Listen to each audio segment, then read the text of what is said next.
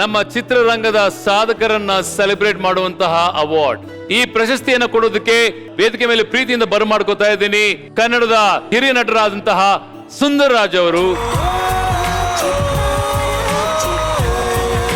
ಹಾಗೇನೆ ನಮ್ಮ ಸುಂದರ್ರಾಜ್ ಸರ್ ಜೊತೆಗೆ ಮೂಕಾನನ ರಿಸಾರ್ಟ್ ನ ವೇದಾನಂದ ಮೂರ್ತಿ ಅವರು ಕೂಡ ವೇದಿಕೆ ಮೇಲೆ ಬರಬೇಕು ಅಂತ ಕೇಳ್ಕೊತಾ ಇದ್ದೀನಿ. ಚಿತ್ತಾರ ಅಚೀವರ್ಸ್, ಈ ಪ್ರಶಸ್ತಿ ಯಾರ ಪಾಲಾಗ್ತಿದೆ? ಬಹಳಷ್ಟು ಕೆಲಸ ಮಾಡಿ ನಮ್ಮ ಕನ್ನಡ ಚಿತ್ರರಂಗದ ಉನ್ನತಿಗೆ ಹಲವಾರು ಕಲಾವಿದರು ಕಾರಣರಾಗಿದ್ದಾರೆ.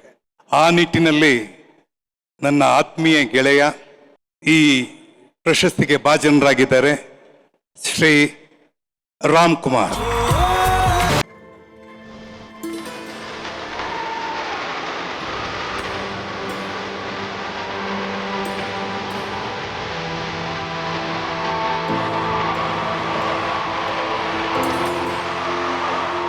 ಬಹಳ ವರ್ಷದ ನಂತರ ಈ ರೀತಿಯ ಒಂದು ಸಮಾರಂಭದಲ್ಲಿ ಭಾಗಿಯಾಗಿದ್ದೀನಿ.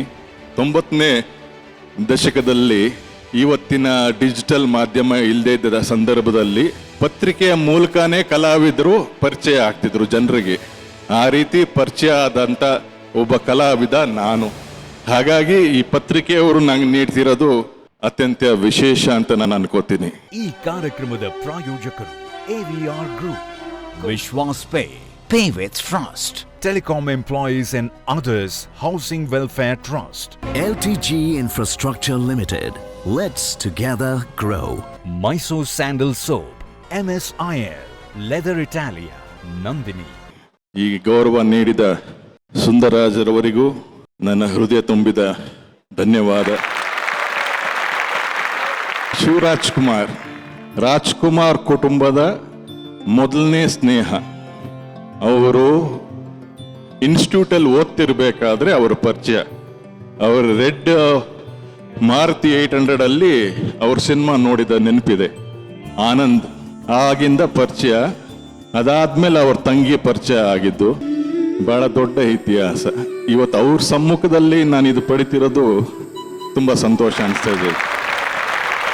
ತಂದೆ ತಾಯಿಯ ಆಶೀರ್ವಾದ, ನನ್ನ ಫ್ಯಾಮಿಲಿ, ನನ್ನ ಪತ್ನಿ, ನನ್ನ ಮಕ್ಕಳ ಸಹಕಾರ, ಇಷ್ಟು ವರ್ಷ ಕನ್ನಡ ಚಿತ್ರರಂಗದಲ್ಲಿ ಬೆಳೆಯಕ್ಕೆ ಅವಕಾಶ ಮಾಡಿ ಹರಸಿ ಆಶೀರ್ವಾದ ಮಾಡ್ತಿರೋ ಕನ್ನಡ ಕಲಾಭಿಮಾನಿಗಳಿಗೆ ಈ ಗೌರವ ಪ್ರೀತಿಯಿಂದ ಸಮರ್ಪಿಸ್ತೀನಿ.